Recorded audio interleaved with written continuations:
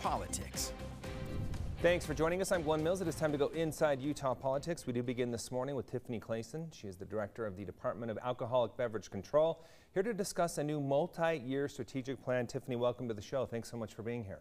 Oh, Glenn, thanks for having me. Look, I am so excited to talk about our multi-year strategic plan. All right, a lot to get into, so let's jump right into it. First off, let's talk about a summary of the plan. What's it all about? Great. Look, this plan is our first ever multi-year strategic plan.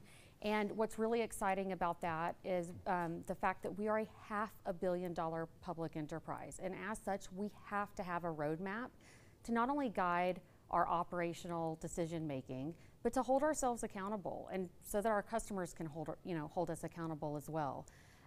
In order to do that, we have to have a plan and a clearly communicated vision with goals, objectives, and a way to measure ourselves in order to make that happen. I think the thing that's exciting not only about having a plan and working to develop a plan is that this plan was not developed in a silo, where at the DABC we just made decisions for our customers without our customers.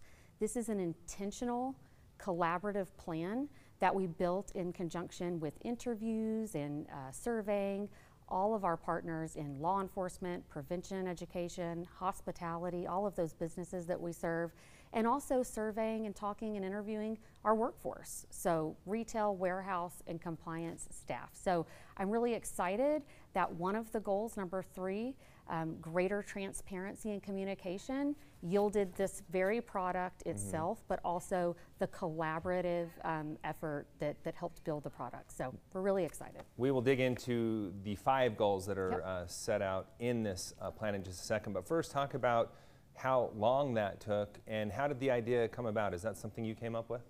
It did. Really, when I got to the agency about 15 plus months ago, it became clear that there was not a published strategic plan. So we created a quick 1-year strategic plan so that we could make sure we were in alignment and we kind of knew where we were going during this transition period.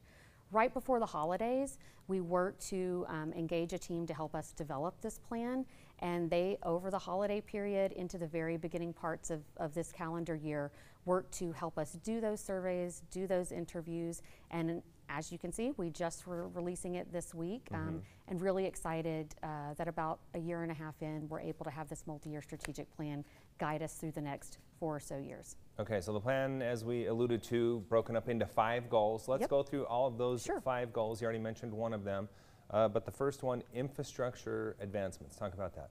Sure. So infrastructure advancements, when I first came to the agency, it was immediately clear that we had a massive IT or tech deficit.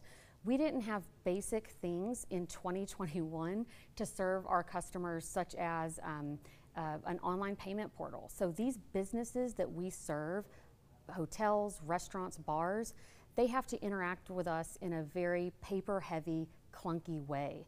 And they can't pay online or over the phone, so oftentimes we'll have people drive up even from like Moab or Richfield or St. George to deliver an application and a check or money order. That is not acceptable in especially 2022. We need these businesses that we support to be able to make their application for a permit or a license, pay for those fees in a way that's quick, and then let them move back to doing what they do best, right? Investing in their business, employing people, helping people through their restaurants, hotels, etc., make memories of a lifetime's weddings, celebrations, etc. So we want to support these businesses by having the proper IT infrastructure so that they can do that efficiently. So we're very excited about that. And let me tell you, I'm very grateful to the governor and to the legislature. They, this last session, made historic commitments of funding and investment into our agency to deliver. And so I'm proud to announce that we now have 4 different projects that we're deploying when we get that funding in July, and they're going to help us achieve so many of the goals and objectives in this plan, specifically number 1. Okay, let's talk about workforce. That's also a goal in this plan. Tell us what that focuses on specifically. Sure. We can't do anything that we need to do or that's part of our mission without our workforce. So they are tremendous people, great people. When you think of our retail workers, right, they're on the front lines in a very external way, helping to provide people with hopefully an elevated, great customer service experience. They deserve and need to be compensated in a way that is competitive with today's market. And so I am excited that today I can announce that this summer, right around the corner, our workers are going to be receiving a raise. And they deserve that raise. And this is going to help make them more competitive, you know, with our market comp competitors. And so I'm hoping that's not only going to help us with retention, but it's also going to help us with our turnover. But look, it's not all about compensation, right, and money. Obviously, that's very important.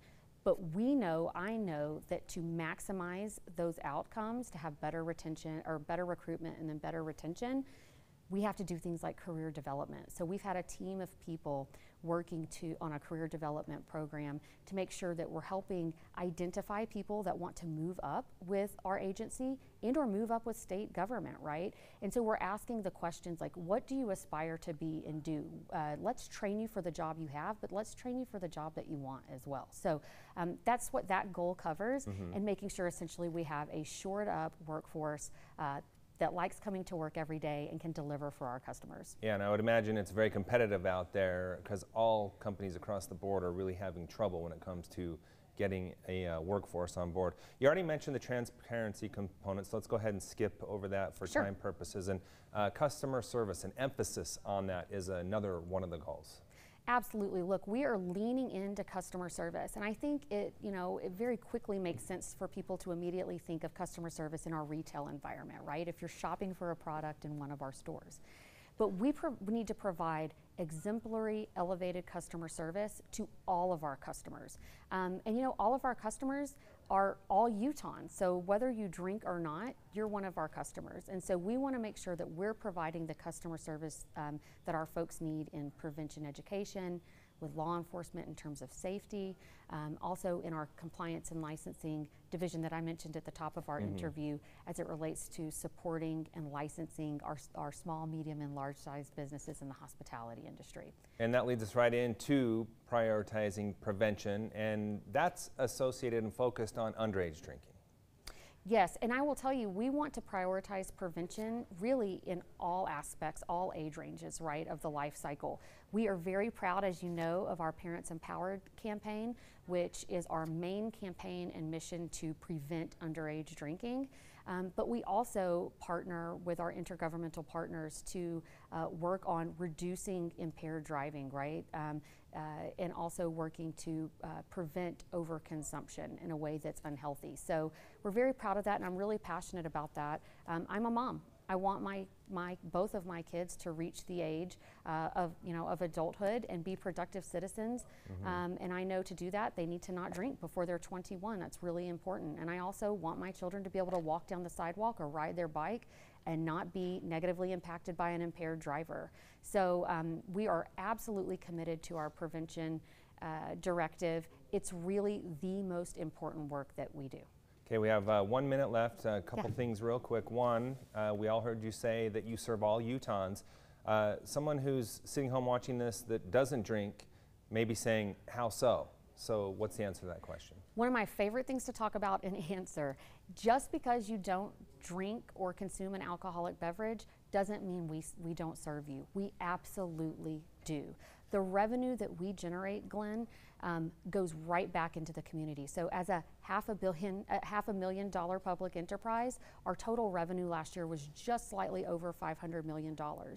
Of that, a little over $200 million goes right back to the state. That's funding public safety programs, school lunches, transportation, and a whole host of other services that help keep taxes low for every Utahn that lives here. I'm really proud about that, and I really want people to understand that. That's how you're our customer, even if you don't drink or buy alcoholic beverage products. Okay, and I do want to just mention real quick, because we're out of time, that a name change is coming in June to the Department of Alcoholic Beverage Services to reflect more of the mission, not that control is being taken out of that, but a more overall mission for your agency. Really appreciate your time. Very important conversation. Thanks so much for being here. Thank you, Glenn. Coming up, protesters